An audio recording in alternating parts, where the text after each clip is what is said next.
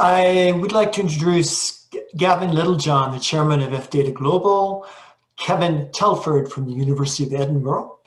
We have Farhan Lalji, who is a principal at Anthemis, and Philip James, a partner at Eversheds Sutherland, to discuss the consumer challenges and opportunities with embedded finance.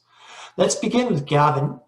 Gavin Littlejohn is a leader of open banking movement and campaigns for common technical standards and consistent liability models across the globe in his role as the chairman of FDATA Global. Gavin is the founder of the Money Dashboard, of which he was the CEO until 2015. Gavin, when we look at the ambition of the Global Open Finance Center of Excellence, we understand that finance as a service isn't embedded just in the information architecture, but deeply embedded in how we interact with both business and society. Gavin, can you elaborate on this, please? Yeah, so if we think about the journey into financial services through time, we've had this period of digitization, and we've gone from linear business models into business models where the same individual could choose to share their data with multiple actors. And there are a few things which are, really changing now, which are going to be great enablers of better customer outcomes. But in order for those better customer outcomes to be effectively delivered, we actually need to make sure that we deal with a few of the remaining blockers in the market. One of which is there's a few issues in the regulatory context which are still not properly orchestrated for the benefit of the end customer. I say customer, could be a consumer or an end business user, where their rights and data have not been fully landed, and their ability to give and take consent and to be protected when things go wrong are not universally enshrined in many markets. There's another gap which again doesn't affect every market exactly the same way, but there's always a gap in digital identity. We need to get into a position where we have at the core, there's a kind of core function of this new digital economy, data-driven digital economy, that there should be not just the ability for companies to recognize another legal actor, another regulated or accredited company, but also to be able to extend that trust framework out to the end customer to be sure that you're able to provide the data to the right party, to move money to the right party and from the right party. In many markets, I live and mostly work in the UK, although I've got an international role with FDATA. I would say, looking at one of the key blockers to the advancement of this in many markets is inefficient digital ID.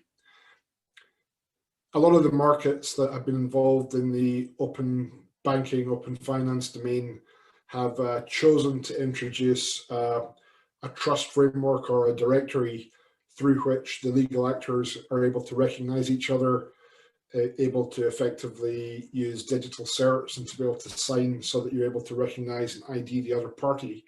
But we've not yet properly leveraged that into being able to use that,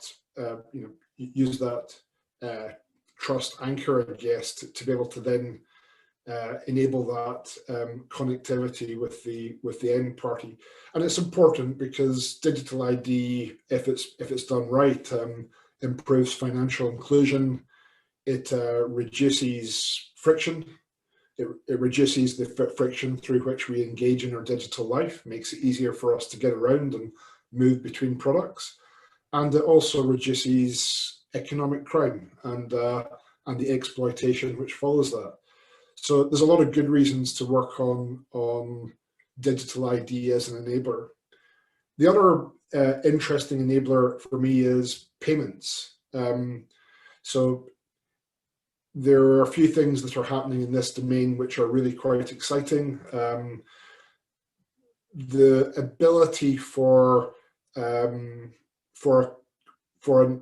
customer, again, be they a consumer or a business, to provide to a third party, let's call it for argument's sake, a fintech role, not just the ability to move money once, but to effectively have a long-lived consent with appropriate safeguards and safety rails for the customer, and rules that obviously the regulated actor can't cross, but where they can actually not just see the opportunity, but help to fulfill it.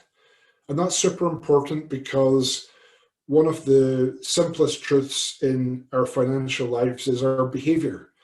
And whilst we may or may not see the things that need to be done, it's an entirely different story whether we get around to doing it. And the higher the degree of perceived complexity or perceived risk, or actual complexity or actual risk, the less likely we are to get through it and accomplish it. So being able to enable another actor with a digital identity so that we know who we're dealing with, and being able to actually not just see the opportunity, but enable the actor to complete it, and then obviously the broader piece of the puzzle that it enables it is that we've been able to share our data to the identified party, so that when they see the opportunity and they can execute it by moving money, that the whole thing hangs together effectively. One of the things that's been really interesting, though, is the arrival of this thought of a platform economy. Now, I get it, and I get the merits of it.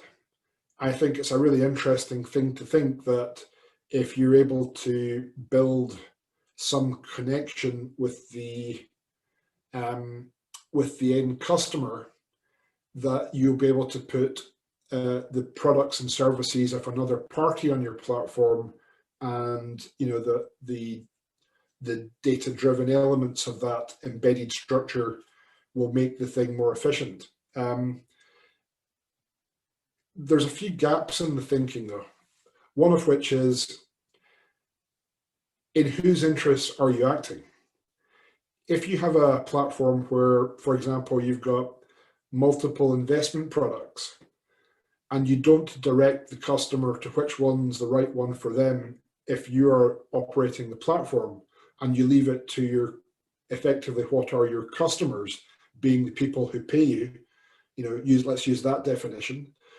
If the customers are the people who are paying you, and you end up in a situation when those customers are on your platform and are competing, and you fail to direct the customer, then it could be that the customer doesn't get the right outcome, and that the solution that's provided isn't optimized. Which, if you've already gone to the trouble of leveraging their data, it starts to get really interesting why you would know the right answer for the customer and be able to provide some assurance in the right answer, yet not make it easy for the customer to find their way to it.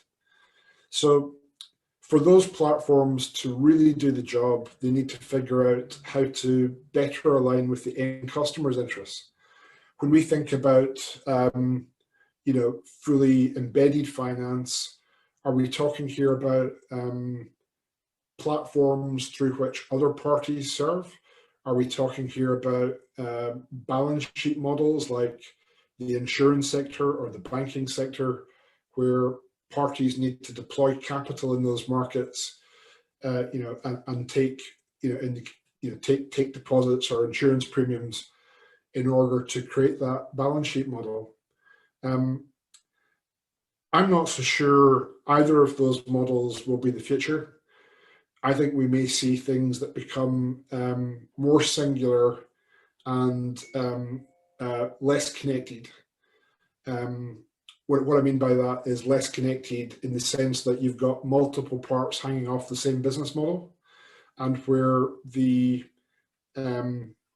the embedded nature of finance is that you may be running on the rails of a third party, but the value proposition that you provide to the end customer is unencumbered by any of those facets. So for me, you know, to summarize my position in this, embedded finance is a really important new topic. It's driven by a combination of channel to market and access to data. And the two enablers of it are the ability to execute the payment and the ability to identify the individual. Thank you. Kevin is a close colleague of Gavin's. He is a co-author, a keynote speaker, a lecturer, and part of Data IQ's top 100 most influential people in data. Kevin is also the co-founder of an open finance company, an advisor to social impact organizations, as well as the client engagement lead for this Global Open Finance Center of Excellence. Kevin, you've taken full advantage of a fairly non-traditional education, which perhaps has contributed to your views on developing open life. Exactly what is open life, and how is it important to us today? So open life is really born out of the principles of GDPR and this move about over a decade ago to citizens in control of their own data. And the legislation was an enabler, first of all, to stand that up. And that was a fundamental shift in terms of how legislation looked at the value exchange of data between business and consumer and taking control. Then what happened is the movement, the portability of data started to open up aspects around open banking and the hypothesis that open banking would allow more competition and also stimulate the market. And those principles, and then came PSD2. And then the rest is really history. So the principles of citizens taking control, legislation in place, then opened up open finance. And as different territories started to move towards the openness of data and the transferability, but also considering the risks and the ethics and the controls that need to be in place to do that. About 6 years ago, I started to talk about this transition to open life, where all sectors and all data will be under the principles of data exchange under the control of the citizen. And we're seeing movements towards that now. We're seeing that in Australia with the ACCC, opening competition, writing legislations around read and write of data, and the mobility and portability. So now you're seeing demand in the sectors with great applications coming through that are aggregating data across someone's life. Just by having open finance, we see that the whole view of many different transactions, but we also see behavioral insights. And this behavioral insight is now starting to sit alongside transactional, and behavioral is becoming much more valuable. So the movement now is that services will start to stimulate demand. So the useful things that change and add value to people's life where we innovate and the data points follow, is that most of that plumbing's in place. So financial services as a service embedded in is really not playing to its full potential. The value is on top of the infrastructure, architecture, legislation that enables this new innovation to be stood up, and that's open life. So, sorry. Bad fingers. Okay, there you go. Yeah, so as Farhan started to talk about how do you get these big things onto the ground, so just move the next slide, please. So embedding finance as a service, you have to look at the big problems in society. And here's some examples that around social, economic, environment, and place your investments in terms of where these are headed to, but not just massively ahead of the curve, but on the horizon, so that you can start to think about how do we get this down. So some big problems around, society, as we just heard about, the underbanked and the people that have non-identity and access to fair finances. These are big problems. In the UK, we have a 5 trillion pension deficit, which means that we're likely to be working until we're 88. Or there's families that are 4 million people, children, are below the poverty line in the UK. So how do we get these big gnarly problems, issues down on the ground? Next slide, please. So we have to start this, and with ethical investment that the likes of Anthemis are starting and showing this and demonstrating that they're making these investments into the economy, the environment, but really focused on addressable audience in terms of the market size. So if we look at 14.3 million people in poverty in the UK, that's a lot of pain and vulnerability and everything that goes with it.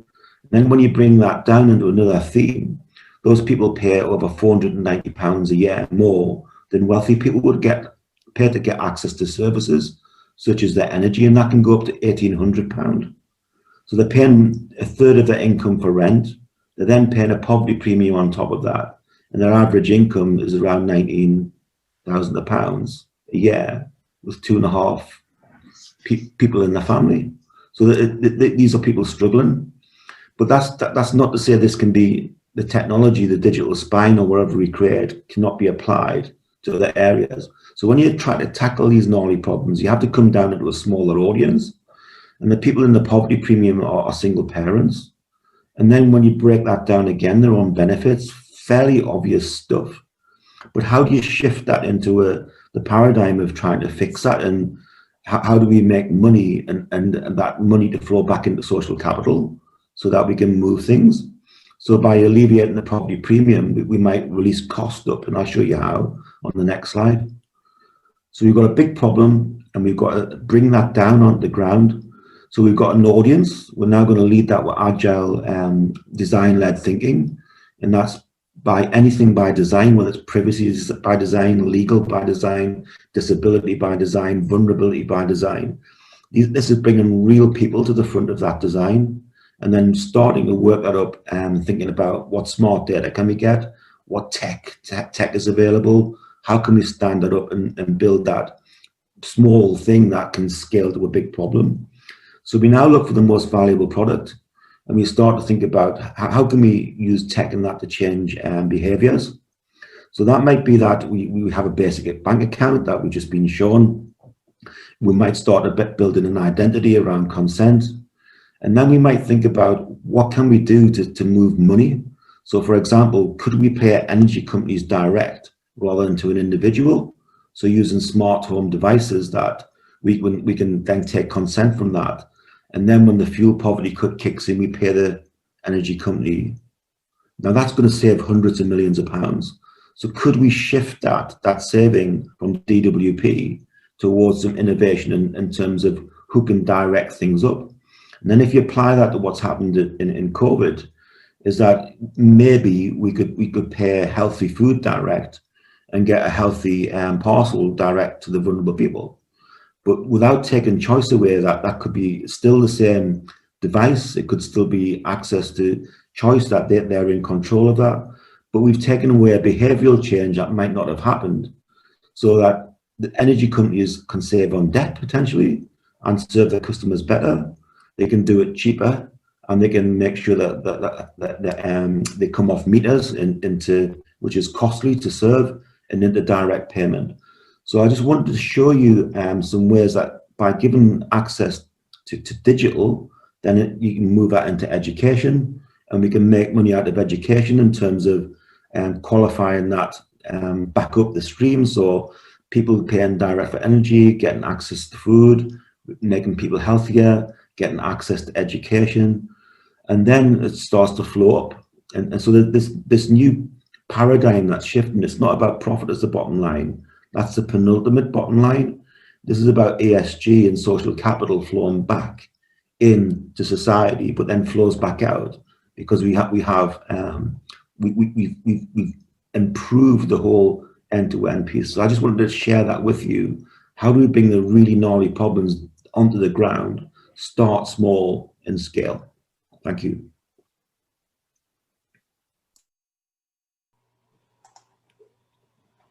Yes, Kevin, since we have just a little bit more time, I wanted to throw in one more question for you. Ever since you exposed your thoughts on identity to me, I've been intrigued.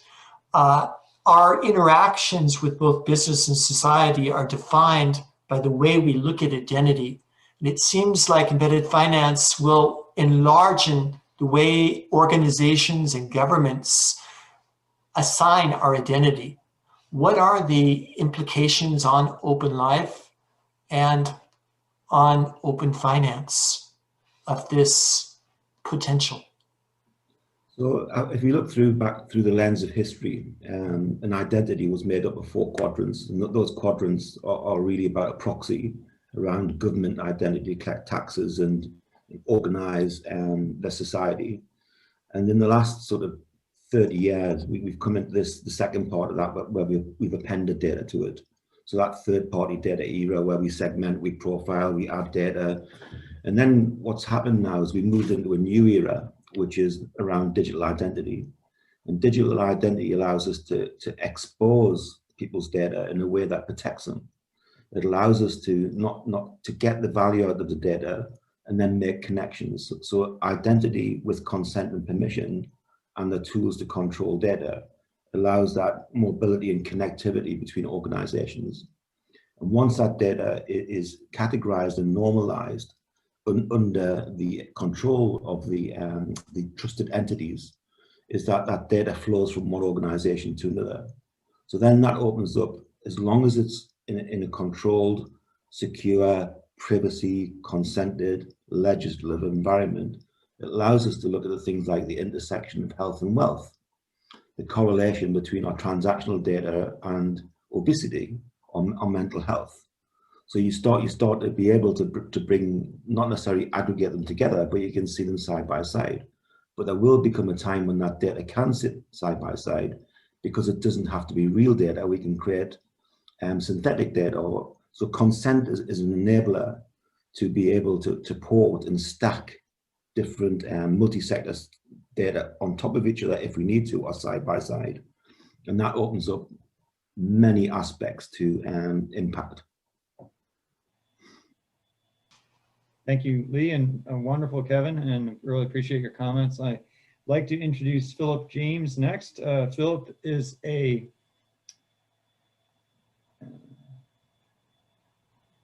partner in Eversheds Sutherland's Global Privacy and Cybersecurity Group. He has over 20 years experience in advising on data privacy and technology matters. He's passionate about data-driven innovation, and he specializes in fraud prevention, open finance, cybersecurity, international breach response, regulatory notifications, investigations, and complex data privacy impact assessments. Firstly, just want to say it's a pleasure and a privilege to be invited on this session, and very grateful for it. I just wanted to introduce some of the legal concepts and the regulatory frameworks that sit around finance as a service and embedded finance. There we go. I think my video's on. Yeah. So, I mean, in the context of embedded finance, talking about examples of, I suppose, obviously one of the great benefits is to help serve the underserved or the underprivileged, and for example, help them identify ways in which you can save money and perhaps use your finances more efficiently. And in order to do that, I suppose there's an element of profiling that might be useful to do that, so you can give people nudges and just-in-time nudges. And of course, that's a great benefit to people, but I suppose, and some of those behaviors and processes have been, I suppose, sharpened in the ad tech world. So people have used profiling for a long time to serve you tailored advertisements. But using this, I suppose, taking that and then applying that know-how in finance and a service does create great opportunities. But if you just flip on to the next slide, I wanted to just cover some of the legal framework that is relevant. And of course, in a global context, there are lots of different laws that apply, but I think it's always good at least to use some examples, firstly about stuff I know about, which is always good to talk about, but also just, it's always good by way of examples. So if you think about profiling, i.e. monitoring behaviors, or taking things like automated decisions in the context of finance, for example, deciding whether someone gets a loan. In the context of data privacy and GDPR, there are specific regulations around that in GDPR, in relation to profiling and automated decision making, and this is to protect people's rights in the context of conducting profiling. So I think for those businesses that are doing this, or firms that are investing in businesses, or even buying a business doing this, one thing you'd want to be doing is to ensure that those processes are compliant. And what this essentially comes down to is building trust between you and the customer, so that it's clear that you're telling them what you're doing and how you're doing it, and that you're clear as you explain the logic that's used.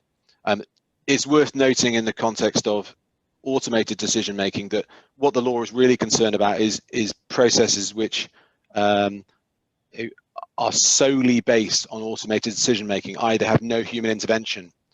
So if you can introduce some form of human intervention, you're in a, it's not so strictly controlled. But I think the context is if, for example, you're ruling people out for a loan because they live in a certain postcode or zip code, then clearly that's an issue. So essentially what the law is saying under GDPR, for example, which is the European Data Protection Law, and in the UK the Data Protection Act, is that someone has the right to object to that, and actually they may even have the ability to have that decision taken again, and even to have it taken manually.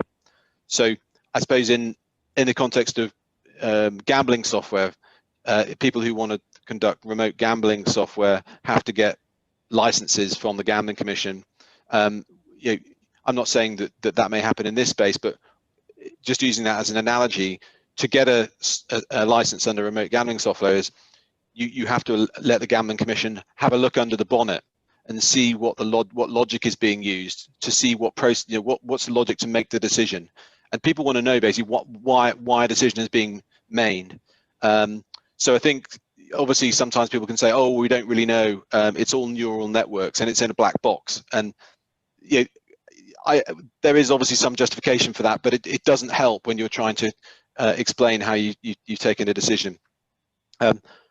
I then just wanted to, in terms of trends, show the close proximity between data protection regulation and also competition and antitrust law, because some of the fines you'll see recently in relation to GDPR now are based on percentages of turnover, for instance, and this is not just one territory's turnover, but it's global annual turnover. And this theme comes from sanctions under antitrust law, and they're quite substantial sanctions if you don't get this right.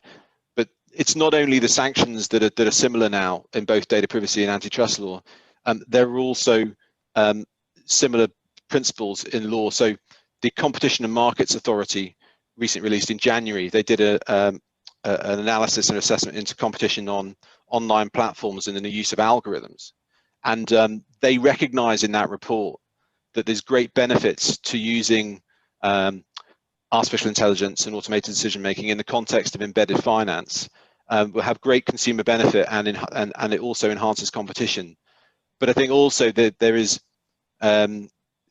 obviously the temptation, especially whereas there is great financial return available to, I suppose, and it may not even be intentionally, but even subconsciously develop algorithms which lean towards potentially taking advantage of certain categories of customer, or pushing deals that maybe aren't the best deals, but they are ones that are tied deals. And so from a regulatory perspective and also from a competition perspective in the market, the Competition Markets Authority now actually has a data business unit. It's called the Data Technology and Analytics Unit. So even the title of that unit is indicative of the proximity between data privacy and antitrust law.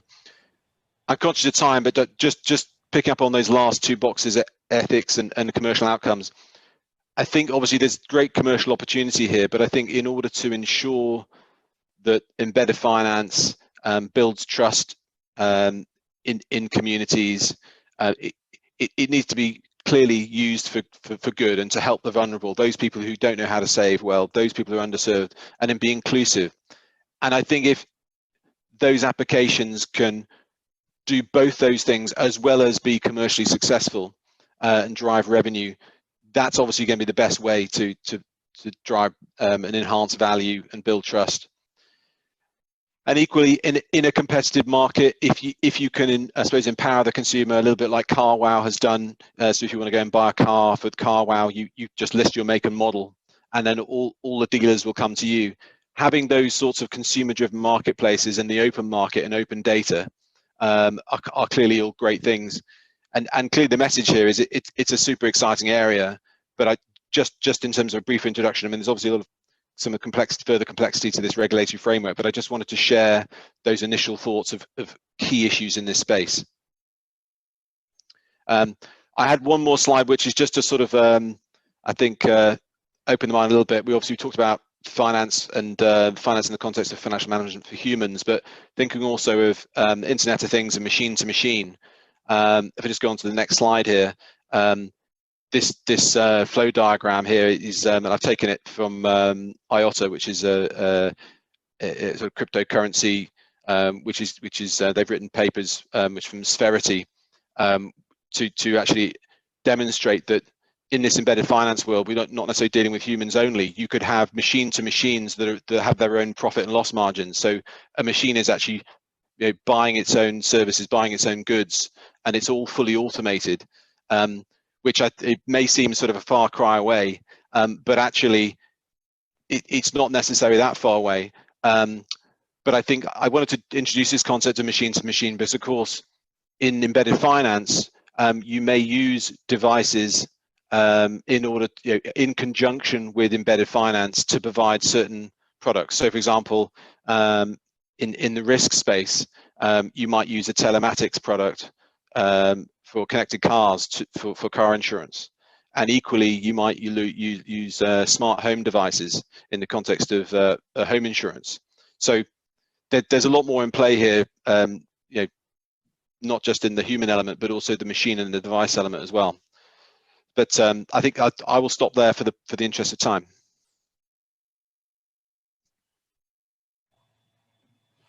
Wonderful, thank you so much, Philip, and that's a fascinating closing slide. I'd love to touch base on that a little bit in the Q&A myself. So I would like to introduce our final and last panelist, Farhan Lalji. Hopefully I'm pronouncing that correct. I will give you the ability to start your video, Farhan. So Farhan Lalji is principal at Anthemis, and he leads the BBVA and Anthemis Venture Creation Partnership. He works with companies that are focused on evolving the digital finance and banking experience for consumers and companies. Previously, Farhan was a partner at Rock3R Labs, a global venture builder.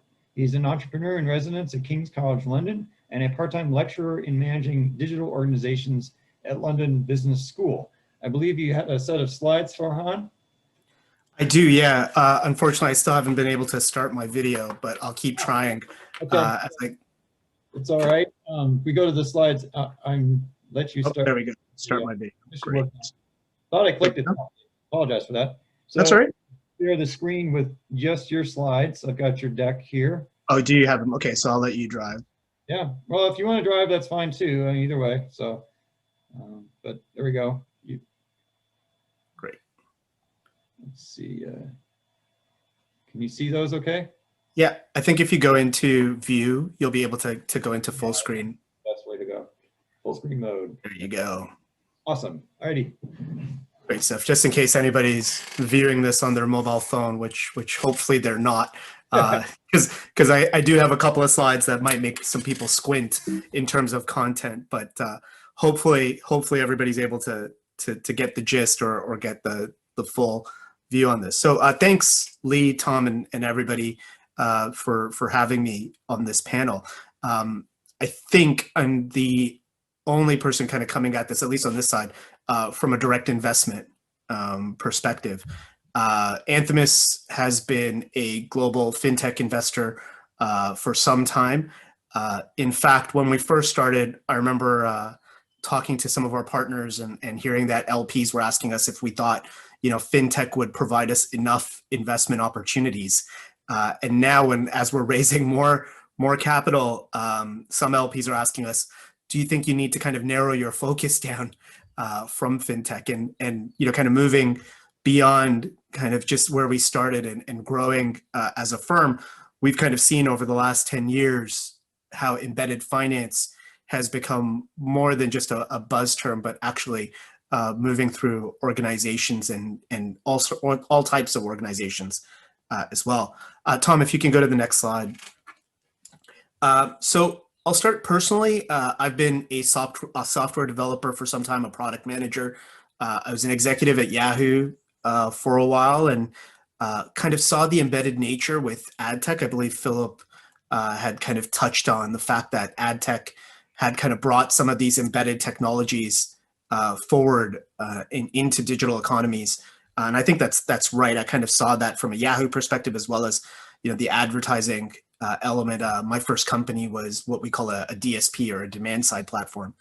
And along those same lines, Anthemis started off as a financial services advisory company, started right after the last crash, where we were kind of helping banks and helping other financial services institutions understand about digital economies, digital platforms, digital marketplaces, digital tools that were going to really innovate and change the way finance was developed. And this is before kind of open banking or PSD2 or embedded finance, or all of this was considered kind of common nomenclature. So we continue to invest in super early stage companies. Initially, we were doing that off our balance sheet. Some of the companies that we invested off balance sheet have grown and are category owners. So some people might know Currency Cloud in the UK and globally now, which provides a lot of infrastructure. And in fact, I'd say a lot of the companies that we first invested in provided a lot of infrastructure, the first wave. To quote kind of Carlotta Perez's philosophy around infrastructure waves and then distribution waves following that on. So, we did Currency Cloud early on. That company's still growing and is an outstanding investment for us, and an outstanding company that's used by a lot of household names in the money transfer space. We also did Climate Corp early on, which was providing the insurance side for weather insurance and other elements around agriculture. And I think those are really two interesting propositions that started off kind of some of the global kind of embedded finance trends that we're seeing. If we think about the insurance side, the embedded insurance element, understanding the weather conditions, and then packaging insurance off the back of that, there's a reason why Monsanto paid a huge premium for Climate Corp as a result of what they have built. Similarly with Currency Cloud on the payment side, our balance sheet, we also have some companies like Happy Money and Betterment. So along the lines around financial wellness, but also kind of allowing people access to financial instrumentation and financial tools in a way that's simple and effective. We're pretty proud of our balance sheet investments and the returns. And alongside that, we were able to raise our first fund, which is now fully deployed. And here we've started to see during that time really kind of open banking and some of the other embedded finance elements take shape.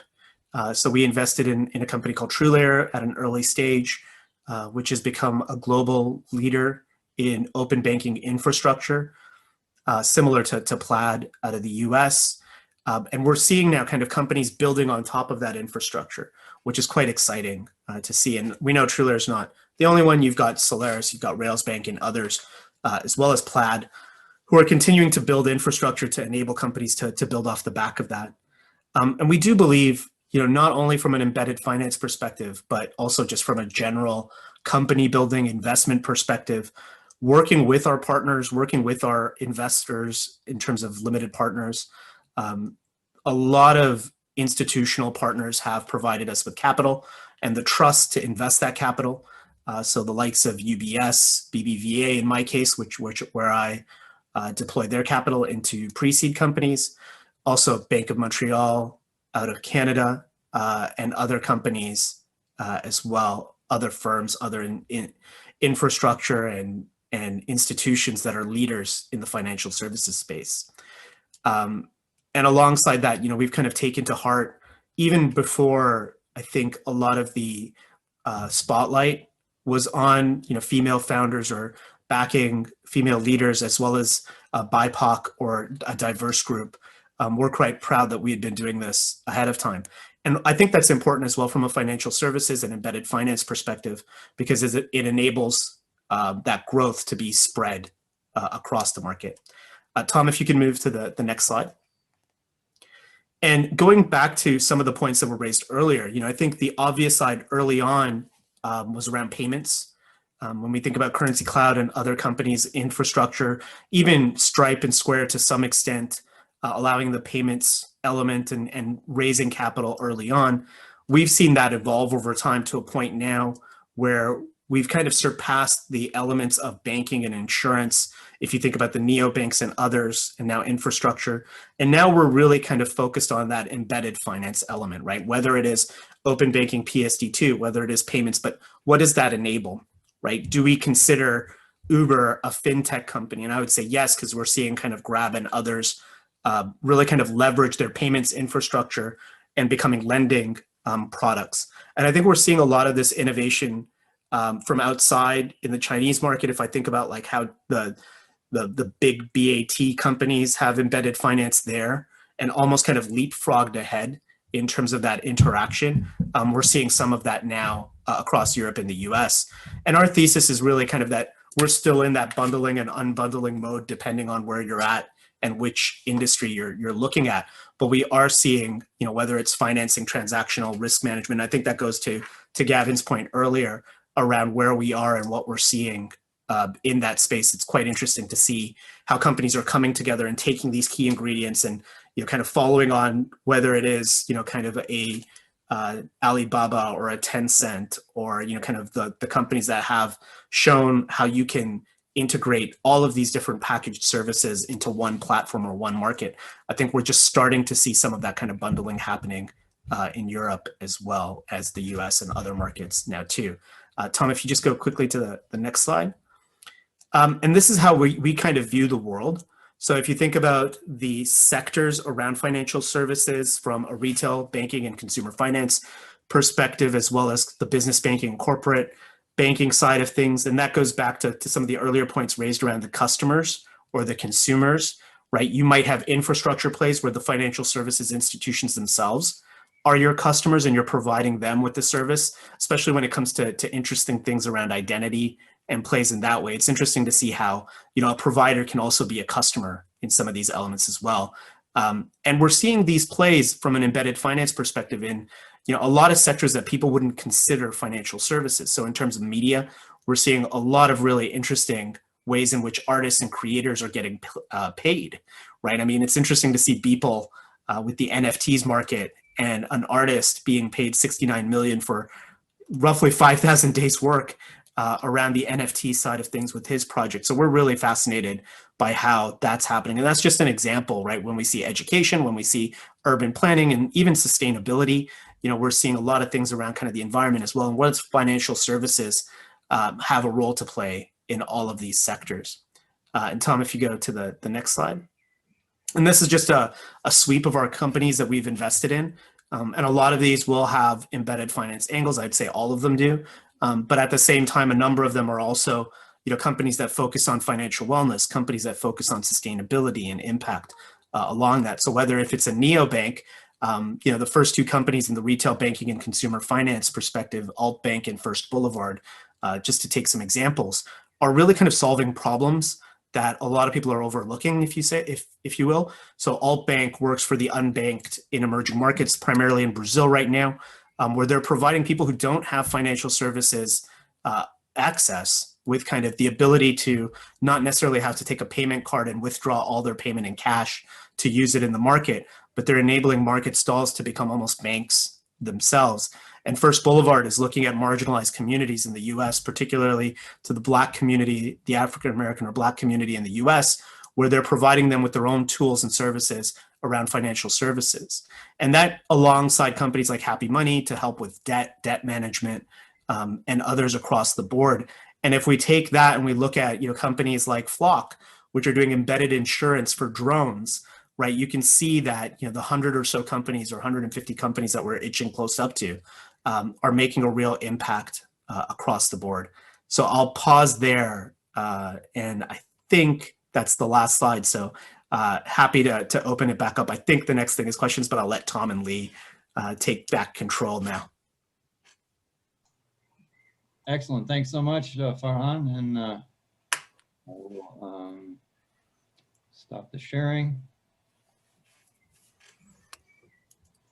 and go to gallery view so we can have our Q&A. Let's begin the Q&A session. I will begin with one question dealing with the extent to which we should be legislating human agency. It seems like our legislatures are much more worried about data privacy than they are about the potential of algorithms limiting human action. Long before people actually decide to act, they've already decided in their heads. And the bias, the question of accountability, the question of sense-making is tied to the algorithms that we use to look at the data. People don't decide on data, they decide on their perceptions of the data. So the question I wanted to ask is whether we can legislate how algorithms are being used, or whether we should be relying on the market to determine how the algorithms are used to ensure public or private goods. Maybe I could make a start on that, if I may, Lee. Please, Gavin. So I'm a really strong believer that you should use technology tools to measure technology. And algorithms are effectively a technology-driven capability, and using legislation is one tool, but perhaps not the most effective tool, because the real challenge here is in the relation of the supervision and the compliance. We already have in the law protected characteristics, things that we shouldn't use to make decisions, and you can describe that as the regulatory element. There's other areas which you might look at, which you would think of as perhaps not contained in the regulated domain, but if your customers knew you were doing it, they would think poorly of you. So one of the things that I've been working on with Kevin Telford and a group of others over at the new Global Open Finance Centre of Excellence is a algorithmic bias test laboratory, where we're effectively creating what you might think of as an MOT. If you are, like getting your annual car check, and effectively in that methodology, what we're basically doing is inviting banks, insurers, fund managers, and fintechs of all hues to effectively come in for an annual checkup, and they'll either get a pass or fail on the regulatory test or an advisory on the ethical test. For me, it's a little bit similar to the API conundrum. I was on a meeting earlier today with I sit on the UK's Open Banking Steering Group representing the fintech sector, and there's a never-ending debate about the qualities of APIs. Well, use a technology measuring tool for measuring technology. Let's not have everybody worrying about reporting. Take the human bias out of that by making it technically measured. It's either right or it's wrong. So for me, the true advance in these areas is to try to move away from policy and kind of rather ineffective oversight, because it's far too difficult for policymakers or regulators to really get under the skin of it, and require companies, the important part of the policy is to require companies to undertake these tests, and then it's either a pass or a fail. Can I add a little bit to that? I would say even before the algorithms are built, who's building them, right? So kind of like paying attention to the makeup of the teams and the makeup of the organizations and the types of organizations that are building, right, these tools. Because at the same time, right, if you've got people who haven't experienced what it feels like to be marginalized, experienced what poverty feels like, and nobody kind of speaking up in the room for these kind of communities, then what you're ending up with is people not necessarily taking those communities into mind as they're building for these communities. So I think it's really, really important that not only do we kind of measure once the algorithms, the APIs, the technologies in place, but even before that, we set up some of the cultural aspects to ensure that the people being responsible for the building of these algorithms are also the people who are going to be affected by them or have some empathy towards those communities as well. Yes, that's a very good point, and that authorship of the AI, the purpose of why it was created, how it was constructed, how does it perform, what's its provenance, how can we go back to it, and how can we test it in a marketplace before it hits the market. And that's what GovCo is doing. It's building up the data assets for us to be able to do that. So one is the rearview mirror of holding the bias that might be in account around the things that Farhan's been talking about, but also how can we ensure that when we take it forward, that it performs to the way that we intended to without the unintended consequences that many of the AI applications put in place, or have a consequence of, rather. Right. Yeah, I was going to, there's a fascinating question, and one of the issues, of course, that comes up with algorithms or any sort of logic is it's the sort of crap data in, crap data out, and also if you're using historical data, of course, sometimes historical data has bias in it itself. You know, so if you're talking about law enforcement, you know, if you're taking crime statistics, you know, surprise, surprise, there may be certain ethnic minorities that are still prejudiced by the historical crime data, for example, which is a great example. So I think some of these problems are quite tricky because, of course, to have a good model, or one would hope to have a more sophisticated model, if you start it from scratch without any data, of course, then it has other challenges because where does it learn from? So, but I think that the key here is to let people innovate and let them make errors, but don't sort of unleash this, you know, a little like you had beta testing. Is I think there needs to be testing in more controlled environments, a little bit like tricycles with stabilizers. And yes, there may be issues with them, and yes, there may be prejudices and unfairness that is identified, but do that in a bit more of a controlled environment and have a staged process. I mean, we've seen lots of examples of technology being released because, of course, you know, if you're a developer, you get excited about releasing your new facial recognition technology on the market, but of course, you then may ruin it for everyone else if it's not sufficiently, you know, released into the environment.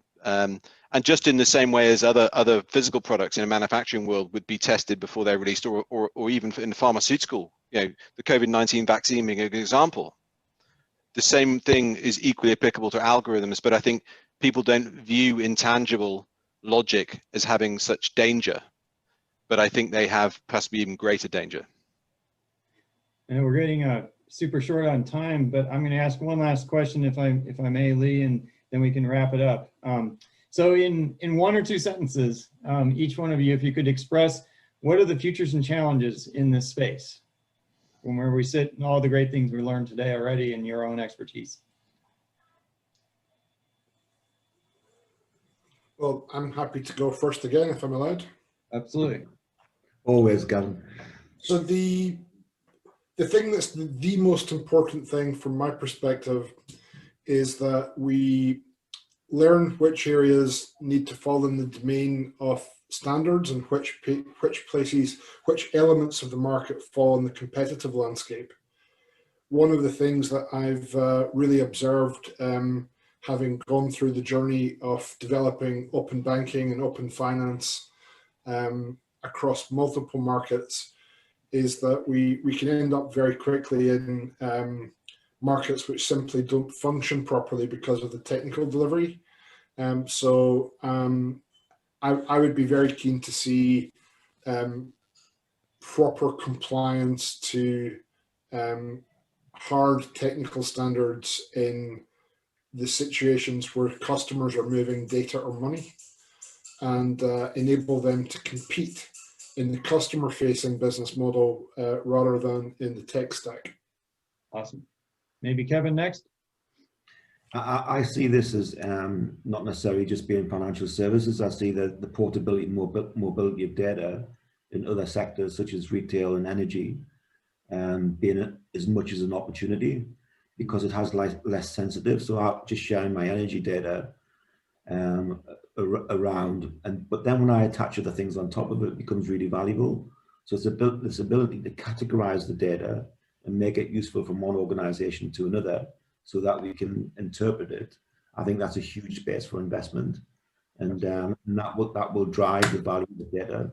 And the second thing is the return of value for our data back to the citizen. I see the biggest chunk under threat right now is the middle intermediary, like your Googles and comparison engines, because we're starting to see consumer direct the brand, and that eliminates a lot of the advertising spend. And if 2/3 of the advertising spend can be returned back to the brand and the individual, there's a lot of fair money exchange in that. The risk to that is as Philip said, is getting that wrong before we've got it right. And that means privacy, consent, and controls. Great. Philip?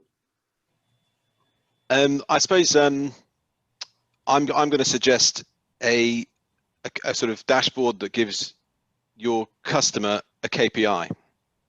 So obviously, if you're providing a service, you see how many products you're selling, or has your revenue gone. The CFO is going to be focusing on those financial figures. But as a let's say a consumer or a customer, what tools are being given to the recipient of the service to see how much money they're saving, how much better their finances are performing? Because of course, you can build trust by providing transparency over logic and explaining how algorithms work. But there's no better way, obviously, to show someone how what's being done is a good thing, is if you can actually also develop the metrics that enables them to see the good that is happening. Awesome. And Farhan, last word from the panel. Well, I'm gonna turn the question a little bit and say the thing that kind of really excites me is the fact that we're so early in this kind of journey, right? And the fact that despite the number of gray hairs on this panel, there's a lot of young people who are doing really exciting things and are focusing on financial services as a career path, and not necessarily kind of going into large institutions and the big kind of listed banks, but rather kind of like exploring with DeFi and exploring and innovating with NFTs and all of that. And then those are also the communities and people who care the most about the shape of the world, right, from a sustainability perspective. So the fact that you've got these young people kind of working on new innovations, and at the same time those young people also care the most about kind of what's going to happen to our world, I think that intersection is the thing that really excites me about the future. Yeah, great words. Thank you. Words. I'll give the floor to Lee. We're going to just show two more slides, and thanks so much to all the panelists. It's been a true honor and pleasure to work with all of you, and hopefully to keep the dialogue going and not have this be a one-off webinar. Let's get a community together and make some great things out of the world. Thank you, gentlemen. Yeah. Thank you. Thank you, Tom. Can I ask you to show the last two slides, please? Yep. Oh, I must have closed it. Hold on 1 minute here.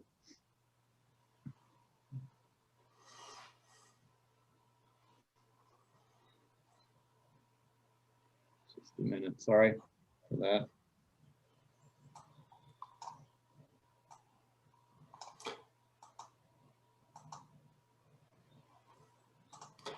Let me get it on my side.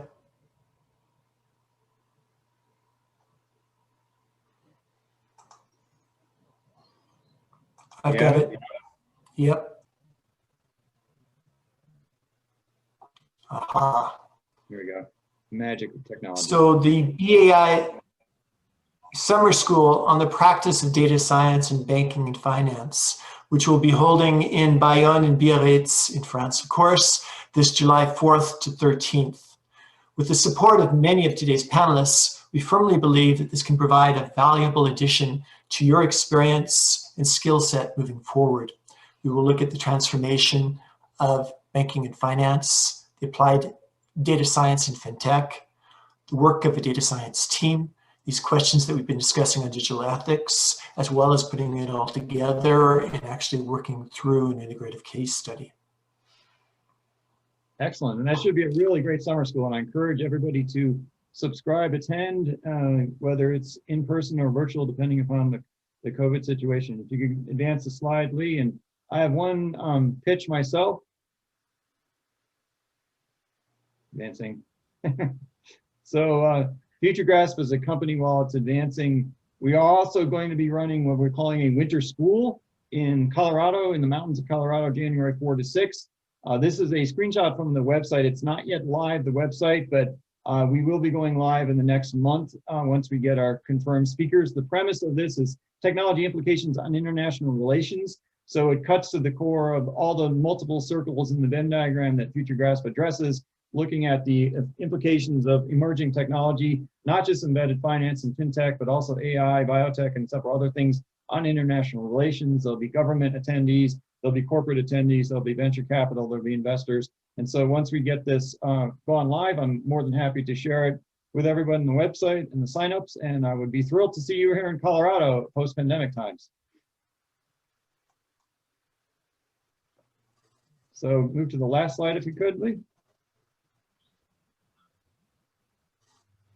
Then, There we are. So in closing now, Lee and I would like to again thank all the expert panelists and attentive attendees today. We learned much about finance as a service, and I hope sincerely we can all transition this into future collaborations among us all.